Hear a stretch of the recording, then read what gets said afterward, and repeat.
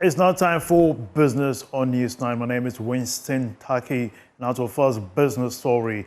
The government has announced the month of August as the start of the 2025-2026 cocoa crop season, urging farmers to produce more and not to halt their yields.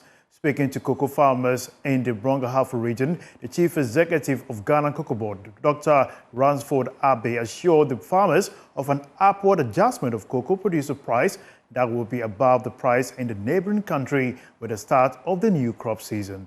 Precious Simavo has more.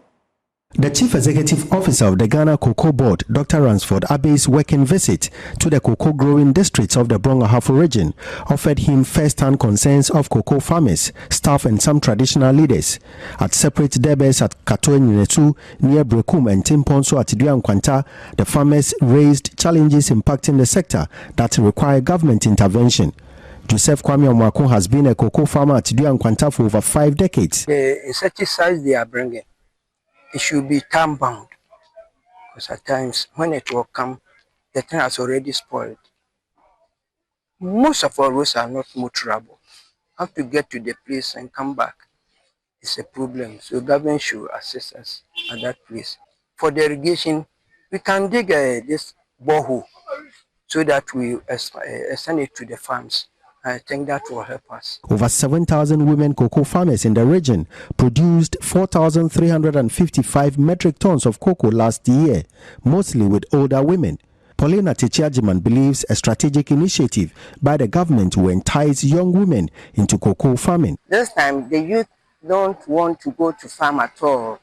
When you see only the elderly women have involved themselves in the cocoa farming. So I'm saying that the government should support us with inputs and their money.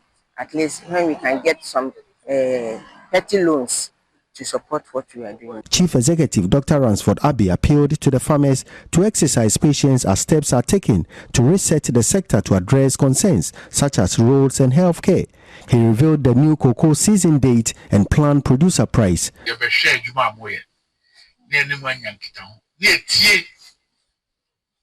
Efutu amuo mai ishishia amufuse ensu ye de 2 kwan mu a ebeboa ametume pija cocoa because cocoa ni wa Ghana eni ho enti plan bi a ye wo no mu na esese de tumani na muboa na ehu ma mfaso ma nyina o ma mpeni John Dramani Mahama o se men kan kirem se afia ye komu e cocoa season no aye 25-26 ye be bie no August. It's only as we have a hodi cocoa. Yeah, season no August. Yeah, the new price ebe ba for August no. Na price na ebe ba August na ebe bie no so no. Ebe do so si Abidjan for. Precious Semevo, Joy News, Duankwanta. Now, away from that, the former chairman of Parliament Finance Committee, Patrick Boama, is calling on the government to prioritize discussion with the United States over the future of the African Growth and Opportunity Act, a key trade pact set to expire in September 2025. The agreement, which has provided tariff relief for Ghanaian exporters for years, faces uncertainty as indications grow that the U.S. may not renew it. Speaking to Joy Business in Washington, D.C., Mr. Boama warned that failure to secure an extension could have dire consequences for Ghanaian exporters. There are companies who purposefully set up to benefit under AGOA. Madam Salma's company, Unity, they are into garment and textiles and what have you, at the UTC, some are the free zones enclave. If we don't push for an extension, it will lead to a lot of job losses and revenue shortfalls for government. So I believe that one, we must push for an extension of the AGOA and to be able to capitalize on its benefits. Secondly, with the tariff wars going on, you need to also encourage the local business community to increase their export potential by giving them the right or the needed incentive. You see, we cannot sit and be spoon-fed for a long time.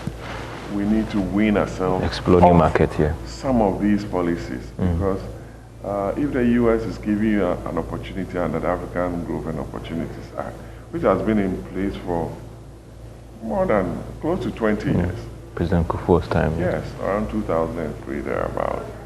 Then you need to ask yourself, what have you been able to do in the area of AGOA to expand your export potential, to be able to rake in the FX or the Forex that is supposed to support the growth of your economy. So I believe an extension of AGOA is good, but it shouldn't be in perpetuity, so that we are able to build the kind of local industry that we require. That is why I was a firm believer in the One District, One Factory program, regardless of the challenges and the abuse of some of the entities. Because if we don't take steps as a country to build local capacity in the industry, the expected job creation that we've been talking about will be an illusion.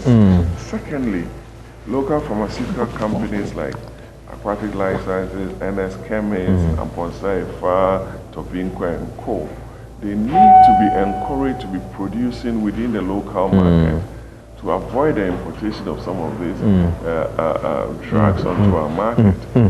So there are strategic areas that government ought to look at in terms of textile export, in terms of pharmaceutical, in terms of import substitution,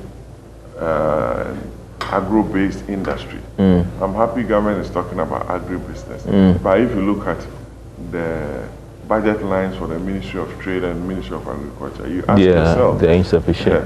They're very insufficient if you want to make a projection into hitting the big market with some of the targeted crops that you need to export to be able to generate the revenue that it requires. It means you have to be putting in a lot of money. That's all for business. Up next is Pulse with Razak Musbah.